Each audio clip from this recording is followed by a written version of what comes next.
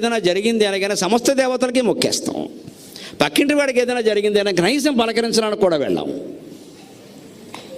వాళ్ళ పిల్లాడు మనకెందుకు, పైగా వాడు పొగరబోతు, మనవాడు షుగర్బోతు. ఇక్కడ వాడికి పేరెట్టేస్తామండి, వాడు పరాయి వాడు, అదొక్కటే దోషం. బాలుడు అనుకుంటే ఇద్దరు ఒకటే, మనవాడి వయస్సు వాడి వయస్సు ఒకటే. ఇద్దరు దెబ్బలాడుకున్నారు, ఏది ధర్మమో అదే చెప్పాలి. లేదు, మనవాడు వేపే మాట్లాడతాం.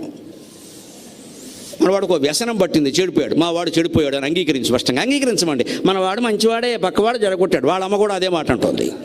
ఇప్పుడు ఎవరు అయ్యాలి కమిషన్? ఇక్కడ ఎంక్వైరీ.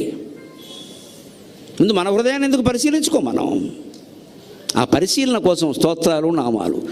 ఉన్న మమకారాన్ని తగ్గించుకోండి, సుఖంగా ఉంటారు. అహంకారము తగ్గించుకోండి, నేను అనే గర్వాన్ని వదులుకోండి. అన్నిటికీ నేను అని పోటీ పడకండి, తగ్గించుకోండి. ఎవ్వరు ఏ గుర్తింపు లేకుండా మన ఇంట్లో మనం చాట్లో బియ్యం చెరుక్కుంటూ ఉండొచ్చమ్మా.